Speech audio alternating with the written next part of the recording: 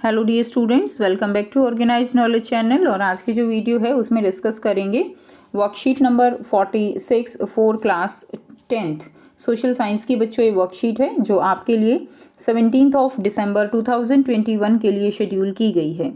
आज की जो वर्कशीट है प्यारे बच्चों, उसमें हम मैन्युफैक्चरिंग इंडस्ट्रीज़ का जो हमारा चैप्टर है उसी को आगे कंटिन्यू करते हुए पढ़ेंगे। वर्कशीट शुरू करने से पहले प्लीज़ चैनल को सब्सक्राइब कर दीजिए, बेल आइकन को भी प्रेस कर लो ताकि आपको आने वाली वीडियोस की नोटिफिकेशन वो समय से मिल जाए।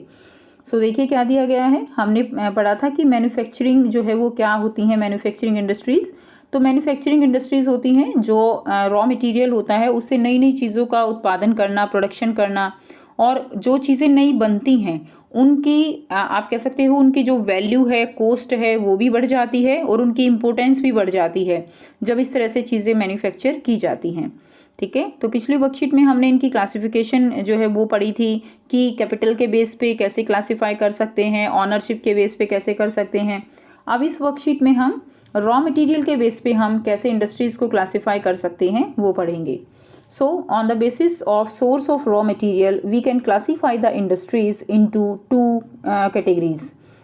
One category is agro-based industry and second category is the mineral-based industry. ठीक है, एग्रो बेस्ड इंडस्ट्री कौन सी इंडस्ट्री हैं जो कि एग्रीकल्चर के ऊपर बेस्ड होती हैं, और मिनरल बेस्ड इंडस्ट्री वो इंडस्ट्री हैं जो मिनरल्स यानी जो खनिज होते हैं उनके ऊपर बेस्ड होती हैं, उनको हम मिनरल बेस्ड इंडस्ट्री कहते हैं। ठीक है, देखिए सबसे पहले हम बात करें तो एग्रो बेस्ड इंडस्ट्री में कॉटन है, शुगर है, शुगर इंडस्ट्री है जो कि गन्ने के ऊपर डिपेंड करती है, कॉटन टेक्सटाइल है, जूट इंडस्ट्री है, तो ये एग्रीकल्चर के ऊपर बेस्ड हैं, तो इनको हम एग्रो बेस्ड इंडस्ट्री कहते हैं। इसमें हम मिनरल बेस्ड इंडस्ट्री में बात करें तो जो मिनरल्स के ऊपर डिपेंड करती है इंडस्ट्री वो मिनरल बेस्ड इंडस्ट्री रहेंगी, like iron and steel industry, aluminium smelting, chemical industry है, फर्टिलाइजर इंडस्ट्री, सीमेंट है, मोटर व्हीकल है, इलेक्ट्रॉनिक्स एंड इंफॉर्मेशन जो टेक्नोलॉजी इंडस्ट्री है। ठीक है, तो ये सारी क्या है, मिनरल बेस्ड इंडस्ट्री हैं, जिनके अंदर जैसे हम बात करें एल्यूमिनियम मिनरल है, आयरन स्टील मिनरल है, फर्टिलाइज़र में कैल्शियम पोटास वगैरह ये सब यूज़ होता है, तो वो भी क्या है, chemical based mineral based industry है। केमिकल्स का यूज़ होता है, सीमेंट इंडस्ट्री में जो है चूने का यूज़ किया जाता है, तो ये सब मिनरल बेस्ड इंडस्ट्री कहलाती हैं। अब देखिए आपको क्या करना है कि जो भी ये सारी इंडस्ट्री हैं इनको वन बाय वन आपको जो है डिटेल में पढ़ना है। सबसे पहले हम पढ़ेंगे कॉटन टेक्सटाइल इंडस्ट्री के बारे में। तो देखिए जो कॉटन टेक्सटाइल इंडस्ट्री है वो बहुत ही अपने इंडिया में एक बहुत पुरानी इंडस्ट्री हम इसको कह सकते हैं।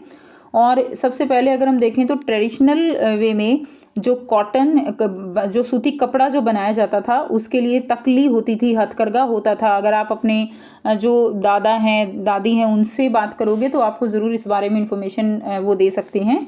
तो तकली और हथकरघे का इस्तेमाल होता था। उसके बाद जो है 18वीं सेंचुरी में फिर पावर लूम का इस्तेमाल होने लगा। ठीक है, और एक समय ऐसा था जब भारत का जो सूती कपड़ा है वो अपने क्वालिटी के लिए पूरे वर्ल्ड में मशहूर होता था, फेमस होता था। लेकिन अंग्रेजी सरकार जो है, ब्रिटिश राज धीरे धीरे बढ़ने लगा, और जिससे क्या हुआ कि जो इंग्लैंड की मिल होती थी उनमें जो कपड़े बनते थे सिंथेटिक कपड़े, वो लोगों को बहुत पसंद आने लगे और उनका इम्पोर्ट होने लगा। वो बहुत सस्ते भी होते थे, जिसके कारण जो इंडिया का जो ये कॉटन टेक्सटाइल जो इंडस्ट्री थी उस समय की, वो एक तरह से पूरी तरह से तबाह हो गई। ठीक है, आप देखिए अगर हम आज करंट की बात करें तो इंडिया में लगभग 1600 जो है वो कॉटन की और सिंथेटिक जो कपड़े हैं उनकी जो मिलें हैं वो लगभग 1600 के करीब जो हैं ये इंडस्ट्रीज़ हैं। ठीक है, और इसमें पब्लिक सेक्टर में भी हैं, कोऑपरेटिव में भी हैं, प्राइवेट में भी हैं, तो ऐसी बहुत सारी क्या हैं फैक्ट्रीज़ हैं। अब देखिए फर्स्ट सक्सेसफुल जो कॉटन टेक्सटाइल मिल थी वो एस्टेब्लिश की गई थी मुंबई में इन 1854। 1854 में ये एस्टेब्लिश की गई। Mahatma Gandhi laid emphasis on the spinning of yarn and wearing khadi so that the weavers could get employment. Mahatma Gandhi ji ने जो सूत था उसकी कताई और खादी को ज़्यादा बढ़ावा दिया ताकि यहाँ के लोगों को ज़्यादा से ज़्यादा रोज़गार वो मिल सके। In the early year, the cotton textile industry was concentrated in the cotton growing belt of Maharashtra and Gujarat. पहले के सालों में क्या था, शुरुआती दौर में अगर हम बात करें तो जो कॉटन है वो महाराष्ट्र गुजरात की जो कॉटन बेल्ट है वहीं तक सीमित हुआ करता था, क्योंकि वहाँ पे कपास सबसे ज़्यादा होता है और उसके लिए raw material, market, transport facility, labour, जो क्लाइमेट है वो सभी बहुत ज़्यादा जो अच्छी आप कह सकते हो अवेलेबिलिटी है, तो इसीलिए वहीं पर ये सबसे ज़्यादा कंसंट्रेटेड था। ठीक है, उसके बाद देखिए, और वहाँ के लोगों को बहुत रोज़गार जो है इसकी वजह से मिलता है। While spinning continue to be centralised in Maharashtra, Gujarat and Tamil Nadu. Weaving is, spinning जो है वो महाराष्ट्र, गुजरात, तमिलनाडु में सेंट्रलाइज्ड है, जबकि जो वीविंग है, बुनाई जो होती है, is highly decentralized to provide scope for incorporating traditional skill and design of weaving in cotton, silk, zari, embroidery. और जो वीविंग है वो बहुत ज़्यादा डिसेंट्रलाइज्ड हो चुकी है, उसमें नए नए डिज़ाइन देने के लिए, नई नई स्किल डालने के लिए, कॉटन में लाइक कॉटन, सिल्क, जरी जो डिज़ाइन बनाते हैं, एम्ब्रॉयडरी बनाते हैं, ये चीज़ें बहुत ज़्यादा क्या है आप कह सकते हो डिसेंट्रलाइज्ड हो चुकी हैं। अब आपको यहाँ पर बहुत ही आसान से दो जो है क्वेश्चन दिए गए हैं जिनके आंसर हम डिस्कस करेंगे। फर्स्ट क्वेश्चन है, right A short note on cotton textile industry. Cotton textile industry पे आपको शॉर्ट नोट लिखना है।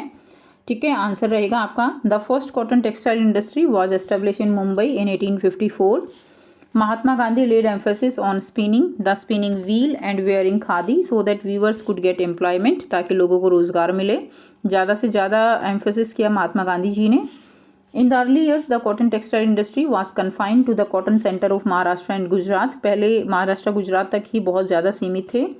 Spinning work is concentrated in Maharashtra, Gujarat and Tamil Nadu, but there is a great deal in cotton, silk, zari and embroidery etc. लेकिन cotton, silk, जरी जो weaving है, ठीक है, उसमें जो है क्या हुआ, वो डिसेंट्रलाइज्ड हो गई। नेक्स्ट देखिए, second question, describe the mineral based industry. Mineral based industry जो है, those industries which use mineral and metals as raw material, they are called mineral based industries. Mineral और मेटल का जिसमें यूज़ होता है उनको मिनरल बेस्ड इंडस्ट्रीज कहते हैं। फॉर एग्जांपल आप लिखेंगे आयरन एंड स्टील इंडस्ट्री है, aluminium smelting, chemical industry, fertiliser industry है, cement industry, motor vehicle industry, इसके अलावा electronics and information technology industry. तो ये सारी इंडस्ट्रीज़ हैं जो कि मिनरल बेस्ड इंडस्ट्री हैं। तो ये थी स्टूडेंट्स आपकी आज की एसएसटी की वर्कशीट। आई होप सभी स्टूडेंट्स को ये क्लियर है। कोई भी डाउट है तो आप पूछ सकते हो। वीडियो अच्छी लगे तो वीडियो को प्लीज़ लाइक कर दीजिए, शेयर कर दीजिए और चैनल को भी सब्सक्राइब कर लीजिए। And thanks for watching students. मिलते हैं नेक्स्ट वीडियो में नेक्स्ट वर्कशीट के साथ। Take care, have a nice day.